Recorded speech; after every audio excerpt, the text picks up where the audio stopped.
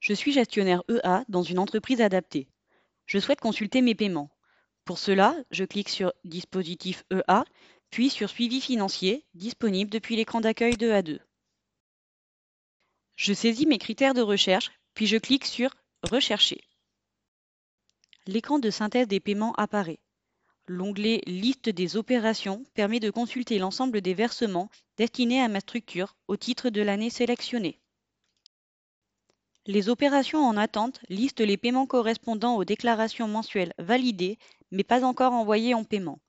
Le montant prévisionnel est alors calculé en incluant la cagnotte disponible et peut donc être différent du montant à payer indiqué sur la déclaration mensuelle. Les opérations envoyées pour paiement sont celles qui seront payées lors de la prochaine série de paiements. Enfin, les opérations réalisées constituent l'historique des versements effectués. L'avis de paiement est disponible dans le menu Action, Consulter l'avis de paiement. Il est possible de le télécharger au format PDF. En cas de paiement de plusieurs déclarations mensuelles lors d'une même série de paiements, les informations de paiement sont regroupées ici sous le libellé Paiement multiple et associées à un seul et même avis de paiement. Pour consulter ces informations, il suffit de cliquer sur le plus situé à gauche. Chaque opération est détaillée avec des informations explicatives du calcul du montant d'aide versée. Ce détail est accessible via le bouton Consulter. Un autre onglet est présent sur cet écran de synthèse. Il s'agit de l'état de la cagnotte. En effet, la cagnotte est affichée uniquement dans le suivi financier car elle est prise en compte suite à la validation des déclarations mensuelles par l'ASP. Elle n'est pas prise en compte dans le montant à payer affiché sur les déclarations mensuelles. Le premier tableau indique quelles sont les aides pour lesquelles je peux avoir des paiements. Ici, aide au CDD tremplin, aide au poste, aide mise à disposition, la date du dernier calcul, la cagnotte disponible à l'instant T et la surconsommation écrêtée cumulée. Les tableaux suivants reprennent l'historique de chaque paiement pour chacune des aides distinctes. Aide au poste, aide mise à disposition, aide au CDD tremplin. De retour sur la liste des opérations, je souhaite consulter le détail d'un exercice d'ajustement écrêtement. Je clique sur Action, Consulter. L'écran de détail du calcul de l'exercice s'ouvre. Plusieurs écrans successifs détaillent les calculs réalisés pour l'ajustement et les écrêtements. Un exercice porte sur une période de plusieurs mois. Dans ce titre, je peux cliquer sur le petit œil. Une pop-up s'ouvre où je retrouve la liste des déclarations mensuelles sur lesquelles porte l'exercice. Il est possible d'accéder en consultation aux déclarations mensuelles en cliquant sur l'icône au bout de chaque ligne. L'onglet Synthèse de l'exercice détaille les calculs d'ajustement et d'écrêtement. Dans la rubrique Déclaration, je retrouve la somme des montants déclarés figurant sur mes déclarations mensuelles pour tous les mois inclus dans la période de l'exercice. Dans la rubrique Ajustement sur l'avenant financier, l'ajustement est calculé en faisant la différence entre le montant à payer après plafonnement AF et les montants déjà payés au titre de la période.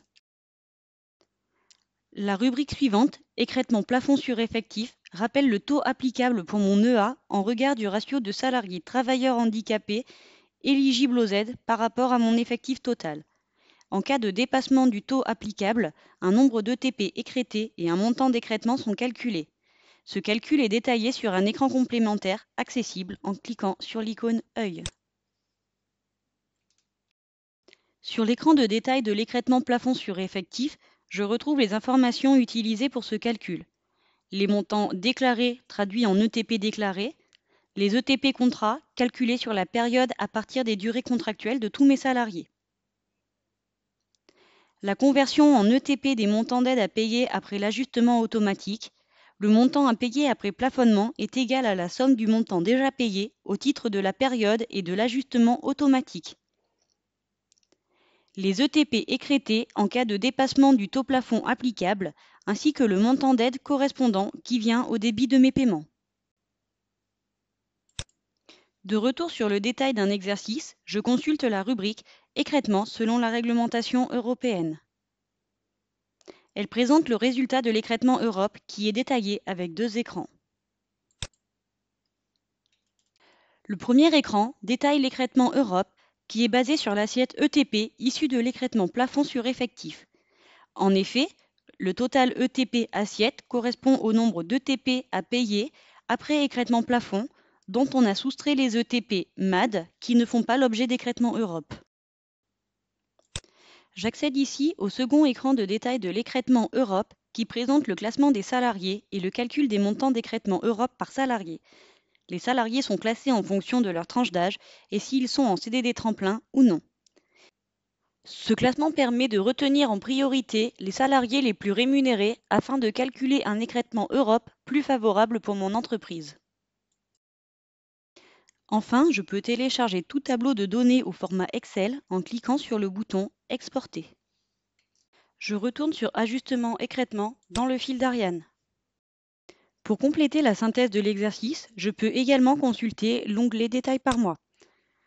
En effet, l'exercice d'ajustement écrêtement portant sur une période de plusieurs mois, son résultat est ensuite ventilé par mois. Ceci permet de calculer les éventuelles régularisations sur les mois déjà couverts par un exercice. L'ajustement calculé pour chaque mois est indiqué ici. Les écrêtements plafond et Europe étant globalisés sur la période de l'exercice, leurs résultats sont recalculés mois par mois à l'aide d'une clé de répartition. Pour revenir sur la synthèse des paiements listant toutes les opérations de paiement, je clique sur le bouton Retour ou bien je clique sur Synthèse suivi financier dans le fil d'Ariane.